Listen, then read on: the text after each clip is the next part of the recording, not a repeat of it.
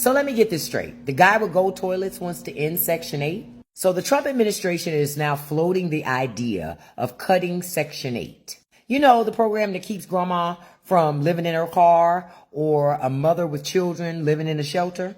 But wait, billionaires get tax breaks the size of Texas, and that's all cool. But helping people afford a one-bedroom? Socialism. This ain't about budget, y'all.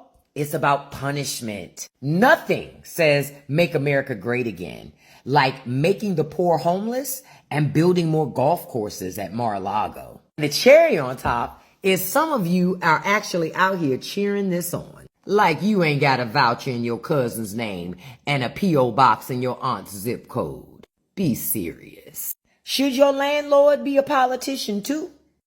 Or should we start actually voting like housing matters? Because rich people ain't playing. They want everything.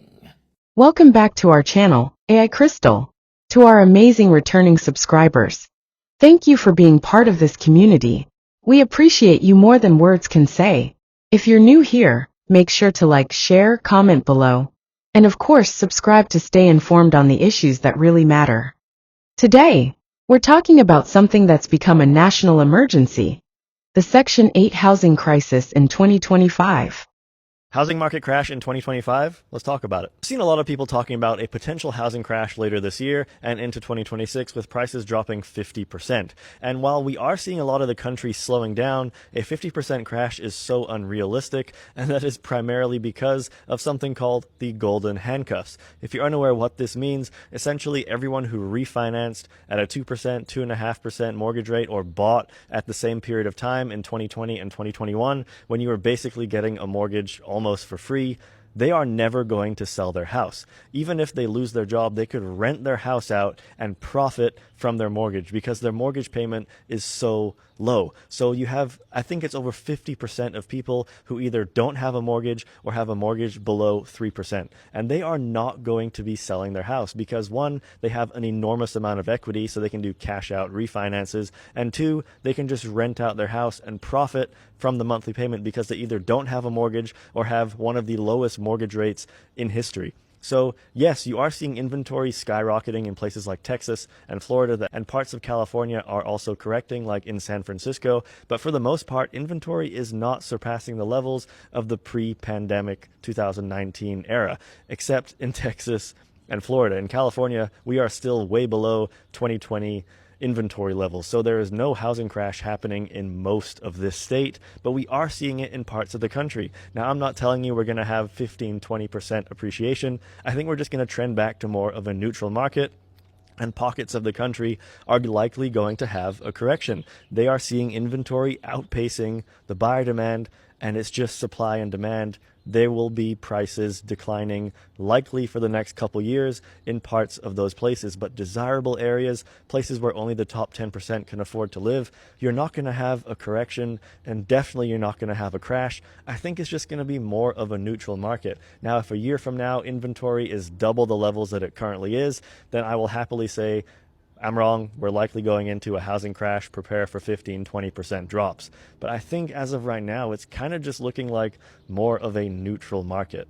Let me know your thoughts in the comments and follow me for more. So right now, with housing being what it is, right now is a great time to have a conversation about housing, about getting rid of Section 8. Housing is a basic essential need of everyone. We need food, we need clothing, we need shelter, we need housing. Section 8 has provided that, has assisted families in making sure. If you've ever been out of the United States, been to third world countries, housing is a major issue everywhere. And that was something that we have an issue with, but because of programs like Section 8, we're able to make sure that people had a place at the end of the day to call home. And we wanted to get rid of that program because of this new president. I think it's a good idea. Housing is the bare essential, having somewhere to call home. We do not want to increase the number of people in this country who are experiencing homelessness, because that's not who they are. That's just the condition that they are experiencing. We don't want to increase the number of people who have to experience that in their daily life. Children who have no home to go to. We don't want that.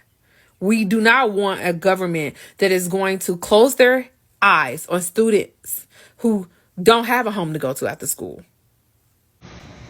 Here's Joe from Georgia. So it does appear that the state of Texas is getting ready to have a housing crisis. And it's a housing crisis where there's too many homes on the market. And what it's doing is it's going to be driving down the prices of those homes. And also the people who were coming to Texas in droves, they were growing quicker than ever. Well, that trend has stopped. People aren't moving to Texas the way they were. Texas and Florida has a lot in common right now with the number of homes that are on the market and the number of buyers who aren't there anymore because they're not moving to those states. And it's happening right now. So the folks who came in the last few years and paid exorbitant prices for homes in Texas are now losing their value, and they're having a problem selling those homes with an oversupply of inventory on the market. So Texas, welcome to the party of you and Florida. It's going to be very interesting to see how it all works out in the housing market. Housing prices are about to collapse 30% in 2025. We just broke the record for mortgage delinquencies. We smashed the 2008 record. That's right, the biggest housing collapse in the history of the world. We just broke the record for mortgage delinquencies right now, present day. Now, we've already entered a recession, and 2024 was a terrible time to buy a home. We know homes are too expensive. We know the normal mortgage payment. We know people can't afford the cost of living. There's no choice but for these prices to collapse. Now, I want to be clear. This is not single family homes. This is multi-family homes, but it's all interconnected. There is many people that bought at way too high and took on way too much debt. So by the end of this year, I expect single family homes to look identical to this, and I expect most areas to have an average of 20 to 30% of drop in home prices. We've already seen 10 to 15% in a lot of areas, but there are going to be some other areas of the country that get much worse than 20 or 30%. I don't think we're going to go back to 2018 levels, but we could see some places go back to 2020 levels for the home prices. The housing market is currently in the early stages of a crash. We're seeing examples of it all over town, just like this cute little house right here with a wraparound porch.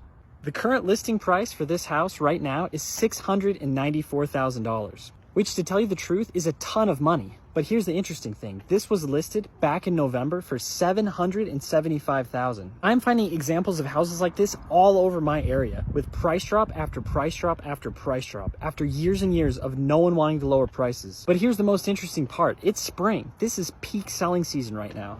The years past, right now, every house was selling above listing price. At the same time that we're seeing spring price cuts, I'm seeing rentals sit on the market. There's more rentals available right now than I've ever seen in Bend. That's at the same time that economists are predicting 70 to 90% chance of recession by the end of the year. Crashes like this do take up to 5 years to play out, but the sad part is, even if we get that 20 to 25% crash that we've all been wanting, houses like this one are still going to be about $500,000. So make sure and hit that follow button to keep track of what's happening.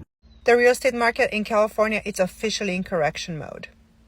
My name is Diana. I'm a real estate agent in LA, and I talk all things real estate, so please share this video with anyone that's thinking about buying or selling a house. In April 2025, California had around 65,000 active listings, and this is up 51% from the same time in 2024. Starting with spring 2025, the active inventory in California increased by at least 25%, and around 42% of the active listings are dropping the price, at least once. These price drops are happening mainly in the San Francisco area and the Bay Area and Southern California, pretty much everywhere in California where the housing market is already extremely unaffordable.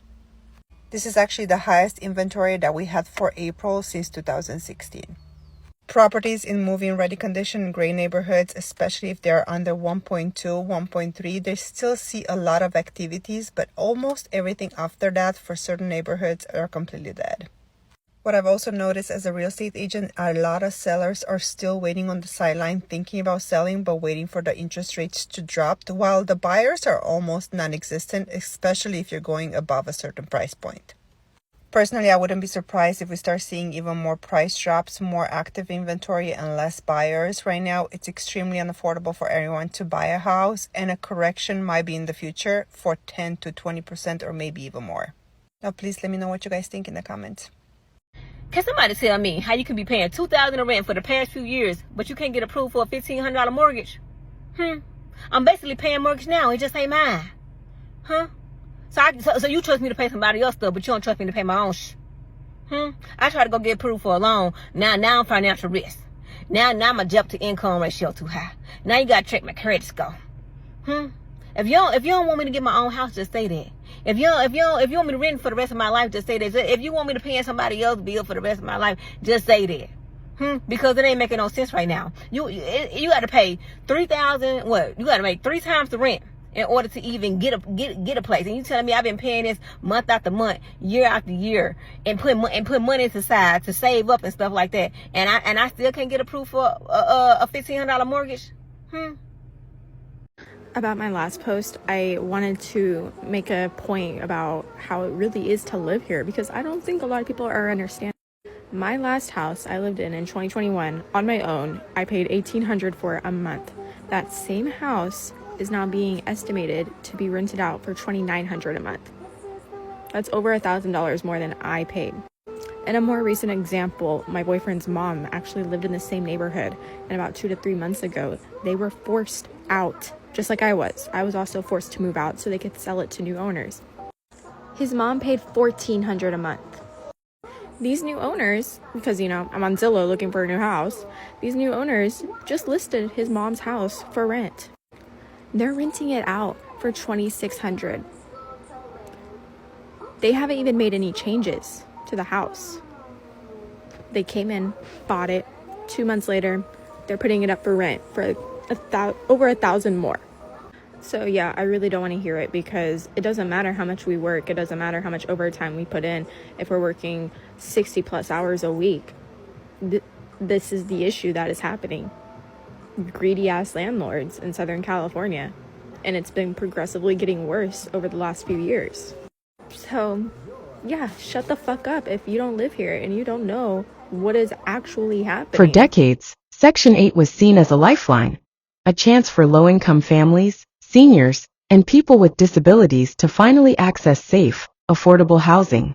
But now, that promise is slipping away. Here's the hard truth. Tens of thousands of voucher holders can't find landlords willing to accept them. Waitlists are years long, and in many cities they're closed altogether.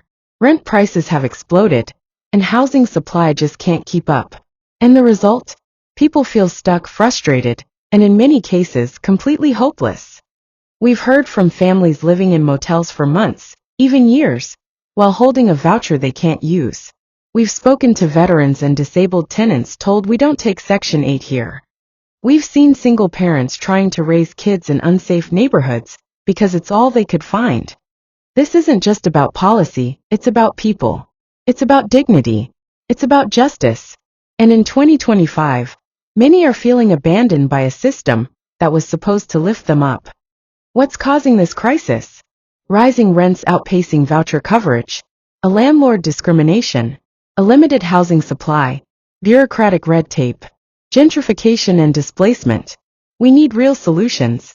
That means increasing funding, expanding protections for voucher holders, building more affordable units, and enforcing anti-discrimination laws with real consequences. If you've experienced the Section 8 crisis firsthand, we want to hear from you. Drop your story in the comments below. Let's raise awareness, build community, and push for change together. And don't forget to like, share, comment, and of course subscribe to AI Crystal, where we break down the issues that matter with honesty and heart.